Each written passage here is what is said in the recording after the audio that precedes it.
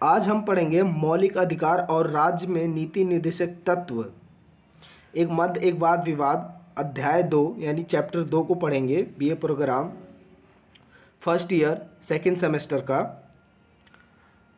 ये चैप्टर बड़ा होने के कारण इसको 2 भागों में विभाजित कर दिया गया है। पहले भाग में हम मौलिक अधिकारों के बारे में जानेंगे और दूसरे भाग में हम राज्य में नीति निर्देशक तत्वों के बारे में जानेंगे। तो आइए मौलिक अधिकारों का इंट्रोडक्शन देख लो। अब इसमें 4-5 क्वेश्चन बनेंगे। इसमें आप मौलिक अधिकारों में इंट्रोडक्शन कैसे देंगे, अगर क्वेश्चन पूछा जाता है कि मौलिक अधिकार के मूल लक्षण बताए, तो पहले आपको इंट्रोडक्शन देना होता है कि वो चीज़ें होती क्या हैं। आइए हम पहले उसकी चर्चा कर लेते हैं। इंट्रोडक्शन में आप लिख सकते हैं कि जो प्रत्येक व्यक्ति के व्यक्तित्व के विकास करने के लिए संविधान द्वारा दिया गया प्रावधान मौलिक अधिकार कहलाता है। यानी जो व्यक्ति के व्यक्तित्व को विकास करेगा और संविधान द्वारा दिया गया वो मौलिक अधिकार कहलाता है। ये मौलिक अधिकार संविधान के भाग 3 में अनुच्छेद 12 से 35 तक मूल अधिकारों को वितरण दिया गया है। यानी लिखा गया है संविधान में कि ये अनुच्छेद भाग 3 में अनुच्छेद 12 से 35 तक मूल अधिकार रहेंगे। इसको घटाया भी जा सकता है और बढ़ाया भी जा सकता है, जिसकी चर्चा हम आगे करेंगे। आप इंट्रोडक्शन दें। संविधान के भाग 3 को भारत का मैग्ना कार्टा की संज्ञा दी गई है, जो सर्वप्रथम उचित है। मूल अधिकार कौन कौन से हैं, जिसमें समता का अधिकार, स्वतंत्रता का अधिकार, शोषण के विरुद्ध अधिकार, धर्म की स्वतंत्रता का अधिकार, संस्कृति और शिक्षा संबंधित अधिकार, संवैधानिक उपचारों का अधिकार यानी अनुच्छेद 32 में ये है, इसका है। संपत्ति का अधिकार, ये संपत्ति का अधिकार आपको हटा दिया गया है, इसको कानूनी अधिकार बना दिया गया है, जिसमें मैंने आगे नोट्स में लिखा भी है। संपत्ति का अधिकार को 44वें विधान अधिनियम 1978 द्वारा मूल अधिकारों की सूची से हटा दिया गया है। इस संविधान के भाग 12 में अनुच्छेद 300 का, याद रखना 300 का के तहत कानूनी अधिकार बना दिया गया है। मूल अधिकारों को यह नाम इसलिए दिया गया है क्योंकि इन्हें संविधान द्वारा गारंटी सुरक्षा प्रदान की गई, जो राष्ट्र के कानून का मूल सिद्धांत है। यानी सरकार द्वारा सर्वोच्च न्यायालय संरक्षण करती है मौलिक अधिकारों का। अगर किसी व्यक्ति का अधिकार हनन हो रहा है तो वो सर्वोच्च न्यायालय जा सकता है अपने इंसाफ के लिए। इस यूनिट में पहला क्वेश्चन बनेगा, मौलिक अधिकारों के मुख्य लक्षणों की विवेचना कीजिए। यानी मौलिक जो अधिकार उसके क्या लक्षण रहे हैं उसको बताइए। तो इंट्रोडक्शन आपको वैसे ही सेम लिखना है सभी क्वेश्चनों में, और कंक्लूजन ये आपका सेम रहेगा। इसमें मौलिक अधिकारों को मुख्य रूप से दोनों रूपों में देख सकते हैं, यानी सकारात्मक में भी आप देख सकते हैं और नकारात्मक में भी। अब भारतीय संविधान में उल्लेख मूल अधिकारों को, कुछ अधिकारों को छोड़ दिया जाए, यानी कुछ अधिकारों को छोड़ दिया जाए तो कुछ इंडिया के भी होगा और जो इंडिया के फॉरेनर आते हैं उनके लिए भी, दोनों के लिए भी अधिकार होते हैं। अगर कोई इंडिया में फॉरेनर आ रहा है उसके लिए भी कुछ अधिकार होते हैं, जैसे अनुच्छेद 21 में देख सकते हैं प्राण यानी जीव और दैविक स्वतंत्रता का संरक्षण, ये इंडिया वालों को भी होगा और फॉरेनर से कोई इंडिया में आ रहा उसके लिए भी होगा। अनुच्छेद 22 को देख सकते हैं हम, वहाँ अनुच्छेद 23 और 24 को भी शोषण के विरुद्ध अधिकार, यानी कि ये इंडिया पे भी लागू होता है और इंडिया में कोई फॉरेनर आ रहा उस पर भी लागू होता है।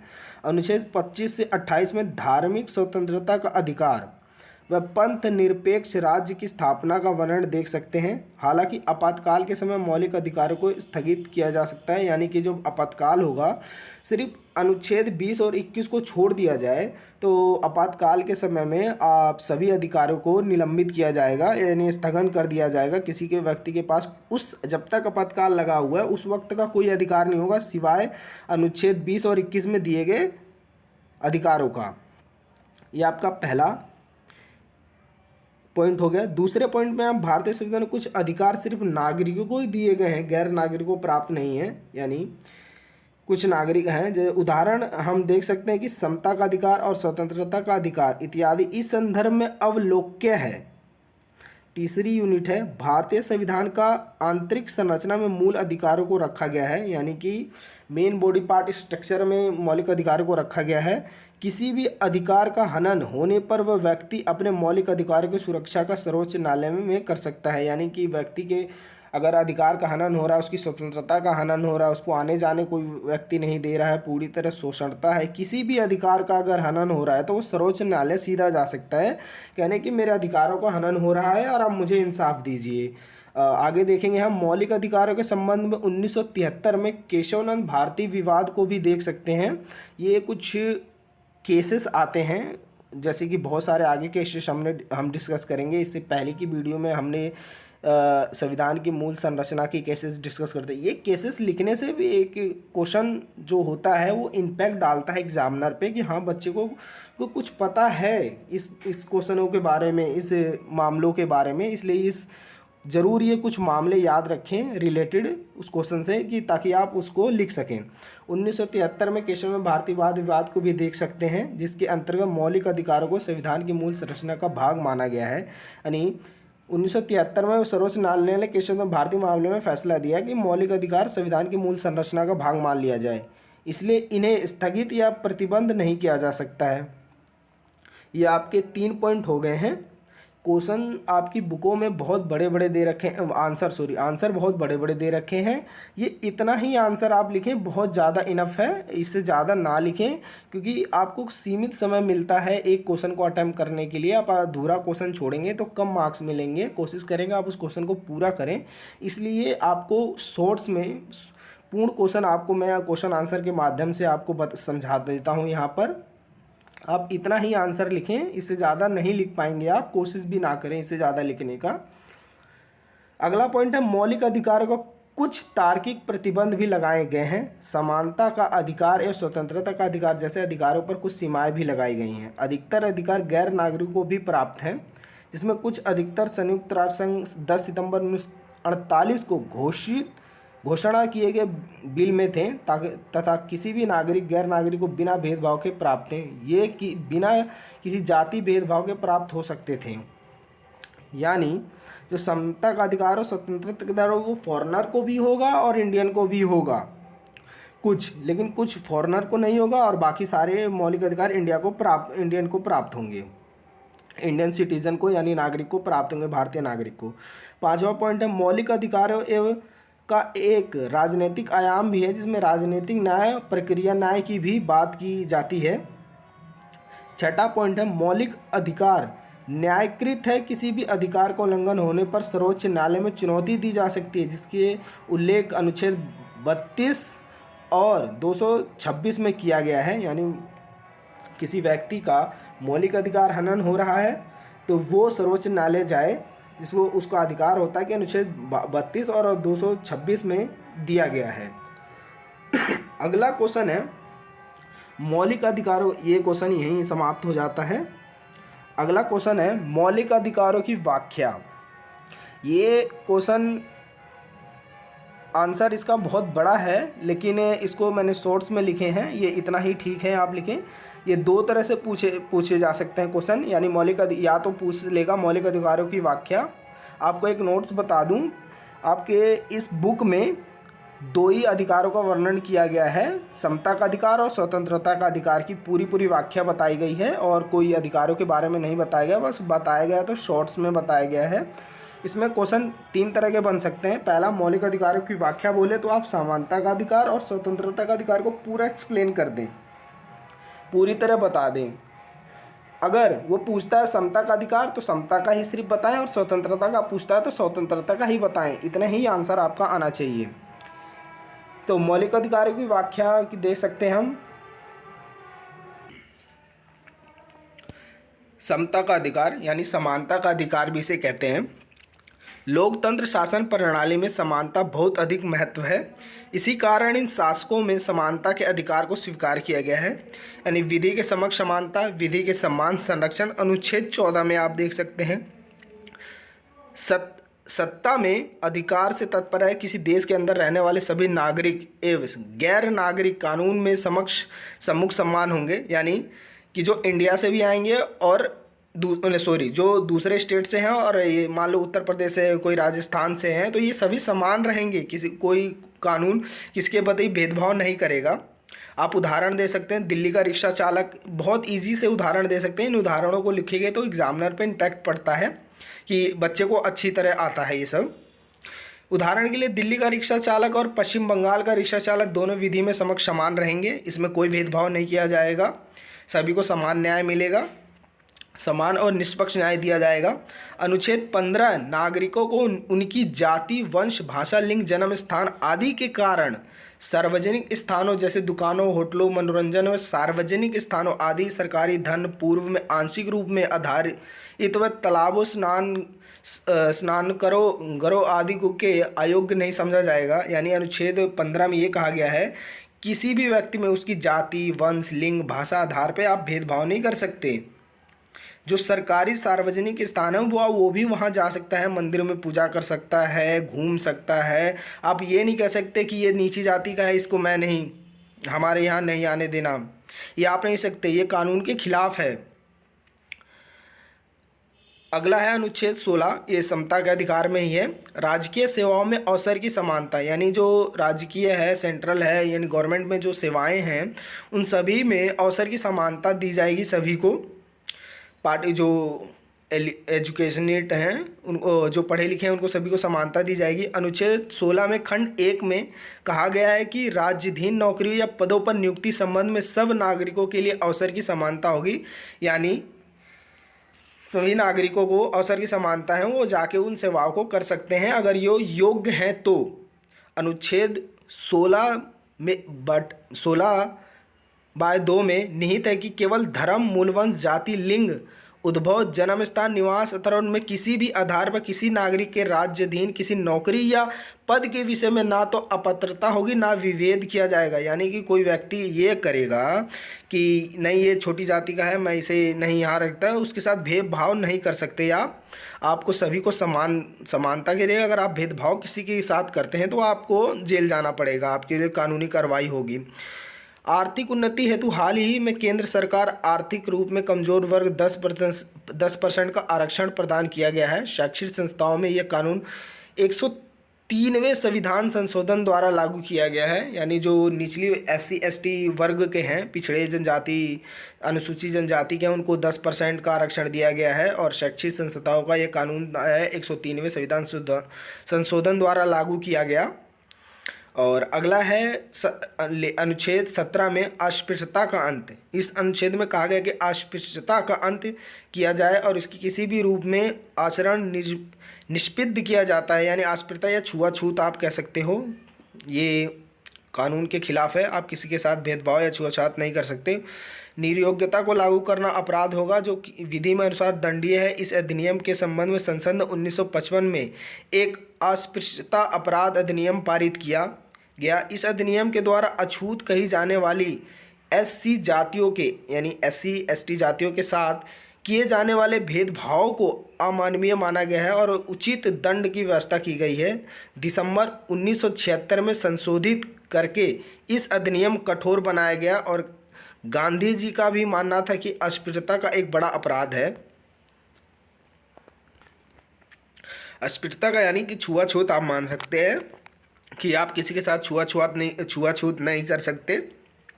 जो SC ST नीची जाति, अनुसूचित जातियां हैं, आप उनके साथ भेदभाव नहीं कर सकते, अछूत नहीं कर सकते, वरना आपको ये अपराध माना जाएगा। इसके खिलाफ आपके कानूनी कार्रवाई की जा सकती है। अगला अनुच्छेद 18 है उपाधियों का अंत। यानी इसमें शिक्षा और सेना से मिलने वाली उपाधियों के सिवाय और आप कोई उपाधि नहीं लगा सकते।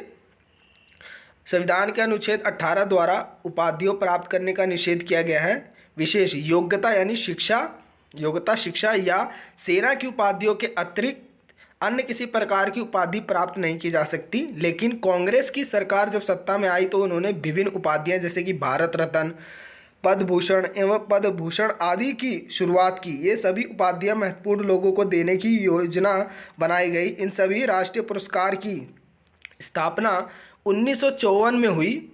1917 में मोरारजी देसाई के नेतृत्व वाली जनता पार्टी ने उनका क्रम तोड़ दिया, लेकिन 1980 में इंदिरा गांधी सरकार द्वारा उसे पुनः प्रारंभ कर दिया गया। वर्तमान समय में कुछ लोगों की प्रासंगिक भागीदारी है देश में, इसलिए इन अवसरों के नाम पर उपाधियां दी जाती हैं। उदाहरण सचिन तेंदुलकर, CN राव, प्रणब मुखर्जी इत्यादि। यानी इस अनुच्छेद का मतलब है आप शिक्षा से जो उपाधि मिलेगी, यानी कि आपने PhD कर ली तो आप अपने नाम के साथ डॉक्टर लगा सकते हैं।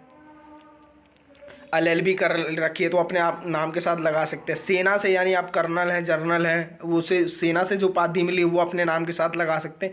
इसके अलावा जितनी भी उपाधियां हैं उनको आप अपने नाम के साथ नहीं लगा सकते। यह है इस पॉइंट का मतलब। अब ये क्वेश्चन तीसरा क्वेश्चन है स्वतंत्रता का अधिकार अनुच्छेद 19 से 22। ये शॉर्ट नोट्स में भी आ सकता है और फुल में भी आ सकता है, और मैंने इस वीडियो में सभी को फुल में बनाया है। अगर शॉर्ट नोट्स में आता है तो आप अगर छोटा करके लिखेंगे तब भी आपको मिल जाएगा।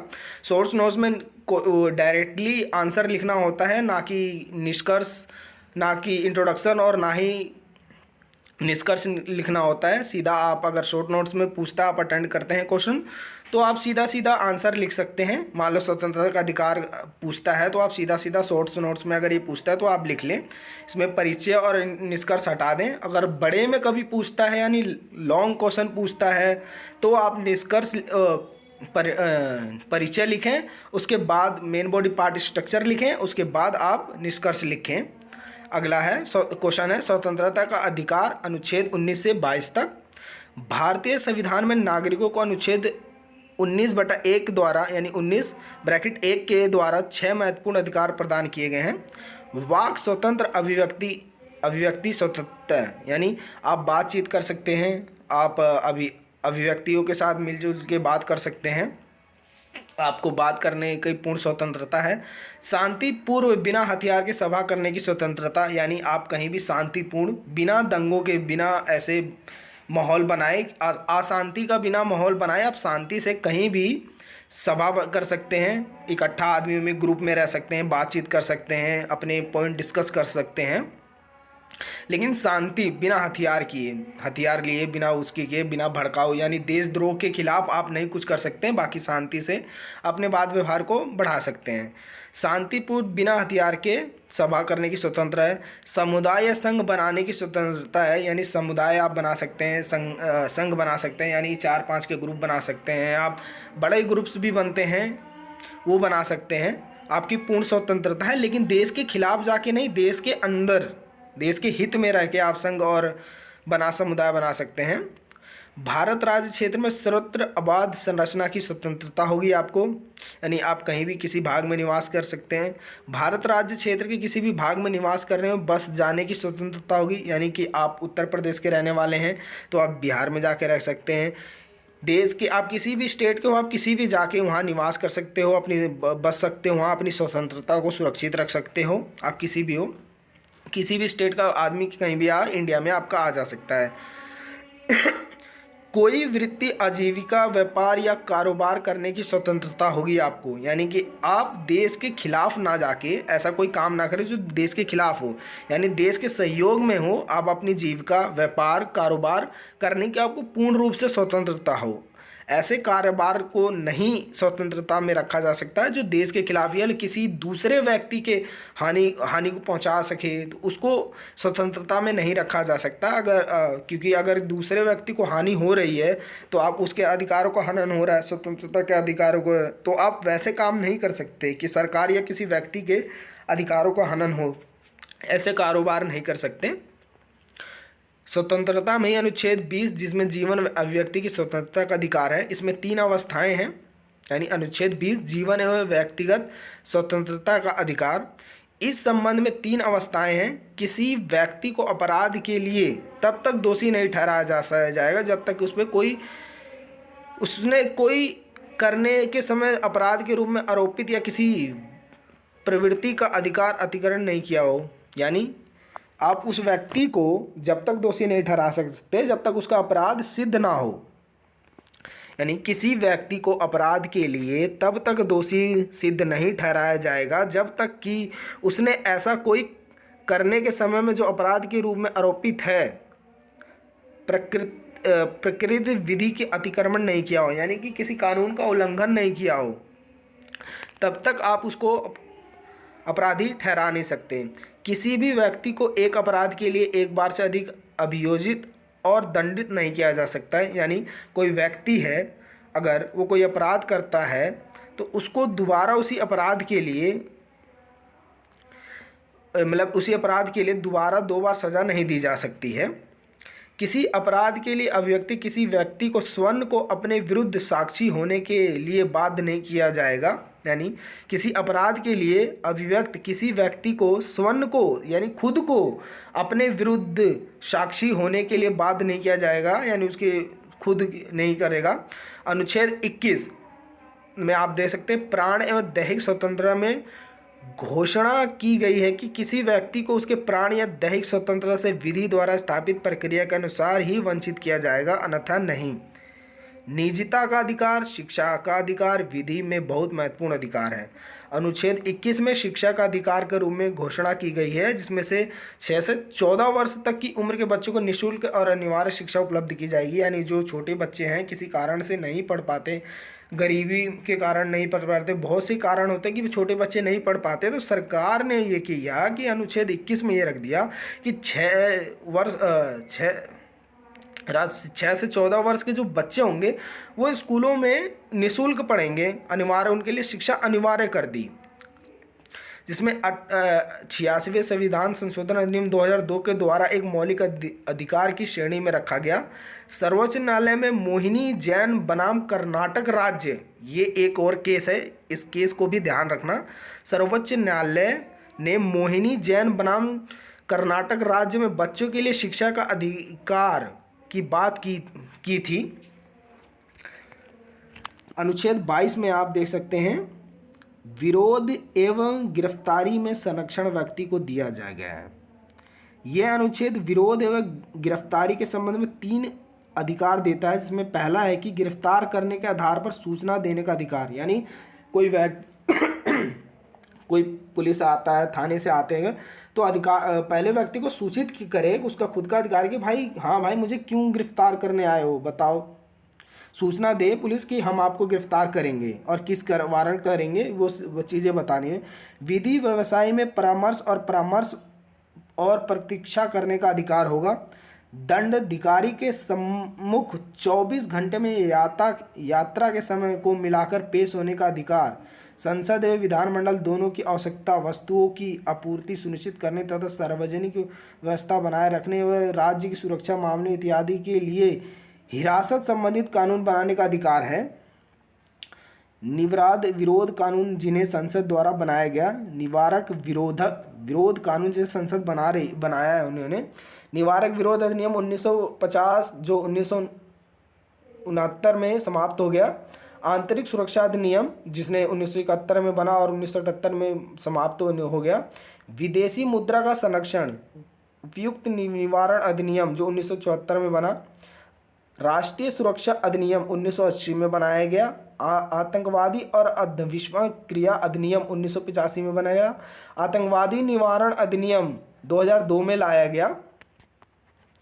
अनुच्छेद 23 और 24 में शोषण के विरुद्ध अधिकार दिया गया है, यानी आप शोषण के विरुद्ध अधिकार है कि आपका शोषित नहीं किया जा सकता है। अगर कोई व्यक्ति किसी व्यक्ति को शोषित कर रहा है तो समझ लो उसके खिलाफ कानूनी कार्रवाई होना तय है। अनुच्छेद 23 में मानव दुर्व्यवहार, बेगार यानी ये मजदूरी होती है, बाल मजदूरी या बधुआ मजदूरी कह सकते हैं, और इसी प्रकार के अन्य बाल श्रम के प्रकारों पर राज्य द्वारा प्रत्यक्ष रूप से प्रतिबंध लगाया गया है। यानी आप 14 साल की कम उम्र के बच्चे से आप काम नहीं करवा सकते, आप किसी को बंधुआ मजदूरी नहीं करवा सकते, बाल श्रम नहीं करवा सकते। उस पर जो सेंट्रल गवर्नमेंट है संविधान में वो पहले ही लिख चुकी है कि वो नहीं, आप किसी को ज़बरदस्ती या बाल मजदूरी नहीं करवा सकते, ये अधिकार दिया गया है। इसमें सरकार द्वारा समय समय पर अधिनियमों को लाया गया, जिसमें अनुच्छेद 25 में धर्म की स्वतंत्रता का अधिकार दिया गया है। इसके अंतर्गत सार्वजनिक व्यवस्था, सदाचार तथा स्वच्छता के अधीन रहते हुए सभी व्यक्ति को अंतकरण की स्वतंत्रता तभी किसी भी धर्म के अवैध रूप से आचरण करने और प्रचार करने का समान अधिकार है। यानी कि आप अपने जो धर्म है आपका वो प्रचार कीजिए, बढ़ावा दीजिए, बनवाइए, लेकिन आप दूसरे धर्म के खिलाफ नहीं जा सकते। आप दूसरे धर्म के बारे में गलत नहीं कह सकते, उसके दूसरे धर्म को ठेस नहीं पहुंचा सकते। आप अपने धर्म का प्रचार कीजिए, प्रसारण कीजिए, मंदिर बनवाइए, आप कर सकते हैं, लेकिन उससे दूसरे धर्म प्रभावित ना हो। आप इस बात का ध्यान रखें, अगर ऐसा होता है तो आपके ऊपर कानूनी कार्रवाई की जाएगी।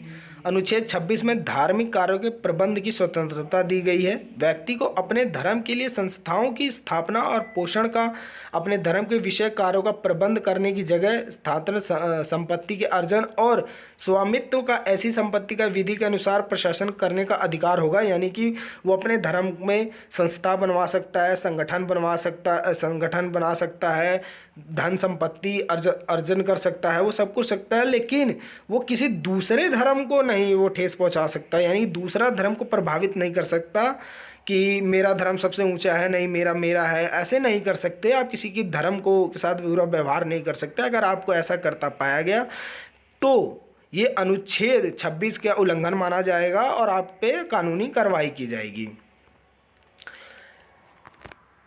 ये लास्ट क्वेश्चन है आपका, न्यायपालिका द्वारा मौलिक अधिकारों की व्याख्या का।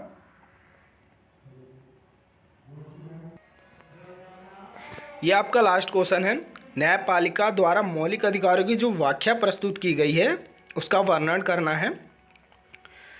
इसमें आप जब संविधान बना तो उसकी निर्माताओं ने मूल विशेषता के बारे में बताया ही नहीं, इसकी स्पष्टता सर्वोच्च न्यायालय ने की है, इसकी मूल विशेषताओं की व्याख्या की है, जिसमें हम आगे पढ़ेंगे कौन कौन से मुकदमे आए, इसमें कौन से मुकदमे रखे गए, किस सरकार ने क्या भूमिका निभाई, कौन से अनुच्छेद में रखा गया है इसको, इन सभी चीज़ों का इसमें डिस्कस करेंगे। भारतीय संविधान के निर्माण में समय निर्माताओं ने संविधान की मूल विशेषताओं को नहीं बताया था, लेकिन बाद में समय में सर्वोच्च न्यायालय ने कुछ बुनियादी ढांचे या मूल विशेषताओं की व्याख्या की है। जैसा कि 1951 में प्रथम संविधान संशोधन शंकरी प्रसाद बनाम भारतीय संघ द्वारा चुनौती दी गई, यानी ये एक केस है, आप इसे याद रखेंगे। ऐसे केसेस ज़रूर एग्ज़ाम को आंसरों में लिखें, अगर क्वेश्चन पूछता है तो आप ऐसे केसेस ज़रूर लिखें जिससे आपका को इन आंसर पे इम्पैक्ट डालता है, जो चेकिंग करता है उस पर इम्पैक्ट डालता है और आपके अच्छे नंबर मिलने की संभावना रहती है। लेकिन सर्वोच्च न्यायालय ने इस मुकदमे में दी गई दलील को रद्द कर दिया गया। कहा कि अनुच्छेद 13(2) में जिस कानून का वर्णन है वह साधारण कानून है, संवैधानिक कानून नहीं है। अतः संसद अनुच्छेद 368 के अंतर्गत अपनी संवैधानिक शक्ति के द्वारा मौलिक अधिकारों का हनन करती है। यानी जो संसद है वो अनुच्छेद 368 के अंतर्गत अपनी संवैधानिक शक्ति के द्वारा मौलिक अधिकारों का हनन करती है, तो वह वैध है एवं संसद को संवैधानिक में संशोधन करने की असीम शक्ति प्राप्त थी। इसके कुछ समय बाद चौथे संविधान संशोधन को फिर से सर्वोच्च न्यायालय ने सज्जन सिंह बनाम राजस्थान राज्य, एक और आ गया मामला, यानी सज्जन सिंह बनाम राजस्थान राज्य 1964 के द्वारा चुनौती दी गई इस मामले को, जो ऊपर संसद मौलिक अधिकारों को हनन कर रही थी। इस समय पंडित नेहरू की मृत्यु हो चुकी थी और इस समय तक संविधान में 3 संशोधन भी देखने को मिले हैं। पहला, चौथा और 17वां संविधान संशोधन को गोलकनाथ पंजाब बनाम राज्य द्वारा चुनौती दी गई थी। यानी जो संविधान है उसमें जो संशोधन दिए गए, यानी पहला, चौथा और 17वां संविधान, उसको कौन से केस द्वारा दिया गया, याद रखना ये केसेस, गोलकनाथ बनाम पंजाब राज्य,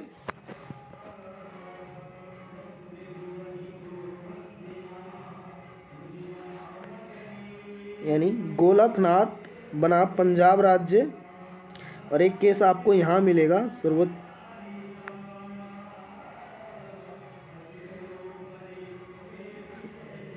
ये गोलकनाथ मुकदमे में सर्वोच्च न्यायालय का निर्माण पिछले 2 निर्णय से अथवा उससे किसी विभाग को धार्मिक और सेवा कार्य के लिए संस्थाओं की स्थापना और पोषण करने एवं अपने धार्मिक कार्यों संबंधी विषयों का प्रबंध करने से है।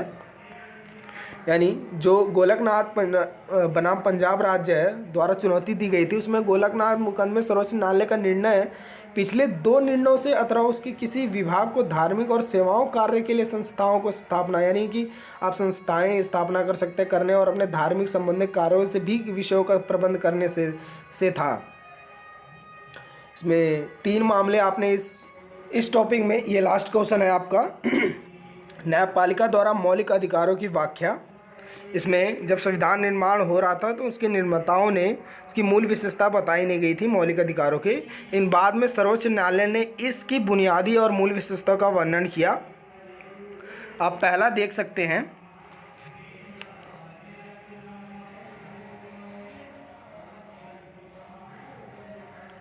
अब पहला देख सकते हैं 1951 में सर्वप्रथम संशोधन में संकारी प्रसाद बनाम भारतीय संघ को चुनौती दी गई, लेकिन सर्वोच्च न्यायालय ने इस मुकदमे से दी गई दलील को रद्द कर दिया और कहा कि अनुच्छेद 13(2) में जिस कानून का वर्णन है वह साधारण कानून है, संवैधानिक कानून नहीं है। अतः संसद अनुच्छेद 368 के अंतर्गत अपनी संवैधानिक शक्ति के द्वारा मौलिक अधिकारों का हनन करती है। यानी कहने का तात्पर्य जो संसद है वो अनुच्छेद 368 के तहत मौलिक अधिकारों को हनन करती है तो वह वैध है एवं संसद को संवैधानिक में संशोधन करने की असीम शक्ति प्राप्त थी। इससे कुछ समय बाद चौथे संशोधन को फिर से सर्वोच्च न्यायालय सज्जन, ये एक और केस है याद रखना, इसमें सरकारी बनाम ये एक केस है और ये नया सज्जन सिंध बनाम राजस्थान राज्य में चुनौती दी गई थी। इस समय पंडित नेहरू की मृत्यु हो चुकी थी और इस समय तक संविधान में 3 संशोधन भी देखे जा सकते हैं, यानी कि पहला, चौथा और 17वां संविधान संशोधन। इसमें एक और केस है, ये तीसरा केस है गोलकनाथ बनाम पंजाब राज्य द्वारा चुनौती दी गई कि गोलकनाथ मुकदमे सर्वोच्च न्यायालय का जो निर्णय आया था वो बड़ा अच्छा निर्णय था। पिछले 2 निर्णयों से अथवा उसके किसी विभाग को धार्मिक और धार्मिक सेवा कार्य ये संस्थाओं की स्थापना और पोषण करने के लिए धार्मिक कार्यों संबंधित विषयों के प्रतिबंध करने से था।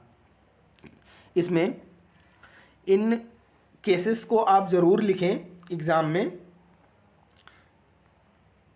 हाँ, फिर अनुच्छेद 17 में विशिष्ट पंथ की अभिवृद्धि के लिए करों की अदायगी के बारे में स्वतंत्रता दी गई, यानी जो विशिष्ट है उसके पंथ के लिए करों में अदायगी दी गई कि कर की छूट दी जाए। इसमें कहा गया कि धार्मिक संप्रदाय की अभिवृद्धि या पोषण में व्यय करने के लिए प्राप्त धन पर लगाने वाले करों की अदायगी के लिए बाध्य नहीं किए जाएंगे, यानी मजबूर नहीं किए जाएंगे, उन पर कर टैक्स नहीं लगाया जाएगा।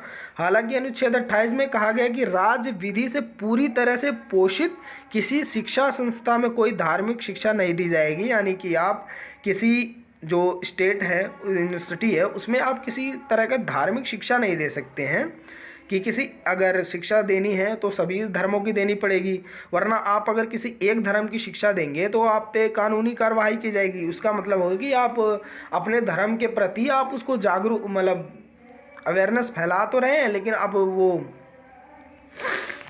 अवेयरनेस फैला तो रहे हैं लेकिन आप उनको दूसरे धर्म को भी भ्रमित कर रहे हैं। धार्मिक शिक्षा उस शिक्षा संस्था में नहीं दी जाएगी जिसका प्रशासन राज्य करता हो, किंतु जो किसी ऐसे विन्यास या न्यास के अधीन स्थापित हुई है जिसके अनुसार उस संस्था में धार्मिक शिक्षा देना आवश्यक है। यानी आपका निजी है अगर वो संस्था तो आप उसमें थोड़ी बहुत धार्मिक शिक्षा दे सकते हैं, लेकिन जो सार्वजनिक है यानी स्टेट द्वारा जो संस्थाएं हैं विश्वविद्यालय हैं उनमें आप धार्मिक शिक्षा नहीं दे सकते। अनुच्छेद 29 से 30 में संस्कृति एवं शिक्षा के अधिकार की बात की गई है, जिसमें अल्पसंख्यक वर्ग को अपनी भाषा, लिपि और संस्कृति की सुरक्षा समृद्धि के लिए पूर्ण अवसर प्रदान किए जाएंगे। यानी जो अल्पसंख्यक हैं वो अनुच्छेद 29 और 30 के अंदर शिक्षा और संस्कृति, उनकी जो लिपि भाषा है उसकी सुरक्षा की जाएगी। अनुच्छेद यानी उसको कोई हानि नहीं पहुंचा सकता। अनुच्छेद 29 में धार्मिक अल्पसंख्यक और भाषाई अल्पसंख्यक जो हैं उनको सुरक्षा प्रदान की गई है। यानी जो धार्मिक अल्पसंख्यक है, पिछड़ी जनजातीय भाषाई अल्पसंख्यक हैं, वो जो कम संख्या में हैं, उन सभी को सुरक्षा प्रदान की गई है। अनुच्छेद 30 में के अंतर्गत अल्पसंख्यकों को अपने बच्चों को अपनी भाषा में शिक्षा का अधिकार प्रदान किया गया है। यानी जो अल्पसंख्यक है वो अपनी भाषा में अपने बच्चों को शिक्षा प्रदान करने के अधिकार दिया गया है, क्योंकि वो चाहते हैं कि वो जो कम संख्या वाले हैं उनको बच्चे अपनी शिक्षा में देंगे तो उनकी संख्या बनी रहेगी और संस्कृति उनकी सुरक्षा रहेगी, इसलिए वो अपनी भाषा में अपने बच्चों को शिक्षा दे सकते हैं।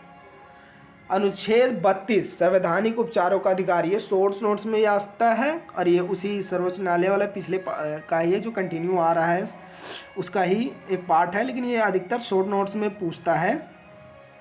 इसमें डॉक्टर BR अम्बेडकर अनुच्छेद 32 को संविधान का सबसे महत्वपूर्ण अनुच्छेद मानते हैं।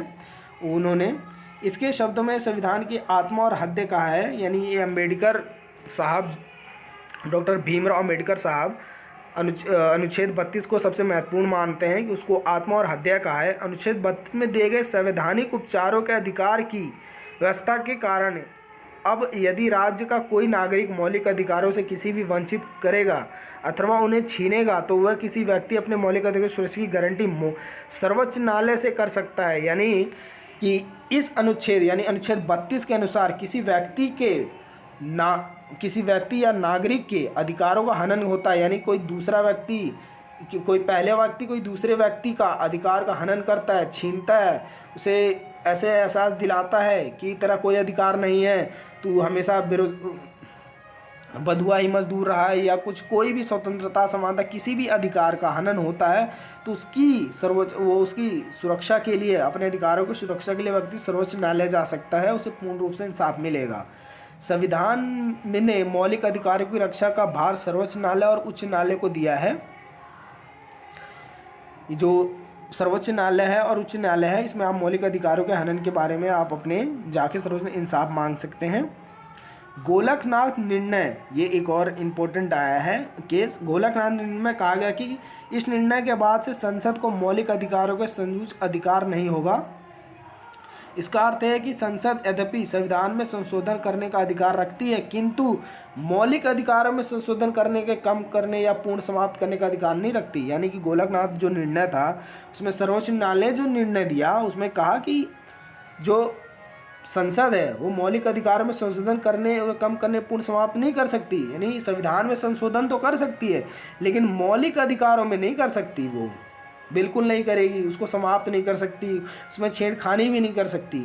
गोलनाथ केस के बाद 5वीं लोकसभा के लिए आम चुनाव हुए जिसमें इंदिरा गांधी ने गरीब हटाओ का नारा दिया और बैंकों का राष्ट्रीयकरण, पृथ्वी प्रतिबंध, इन सभी मुद्दों का अधिक प्रभाव में इंदिरा गांधी सत्ता में आई। जब इंदिरा गांधी सत्ता में आई थी तो 24वें और 25वें संशोधन हुआ का प्रस्ताव संसद में रखा गया, जिसमें 24वें संविधान संशोधन में अनुच्छेद 13 और 368 के बीच की समस्या को सुलझाने का प्रयास किया गया। यानी इंदिरा गांधी जब आई सत्ता में तो 24वां और 25वां संविधान संशोधन प्रस्ताव रखा गया। बोला गया कि जो अनुच्छेद 13 और 368 है उसके बीच में जो विवाद चल रहे हैं उसको सुलझाया जाए, जबकि 25वें संविधान संशोधन में मौलिक अधिकारों और को नीति निषेध तत्वों के पूरक बताया गया। वे 24वें और 25वें दोनों संविधान संशोधन को केशवनाथ भारती बनाम केरल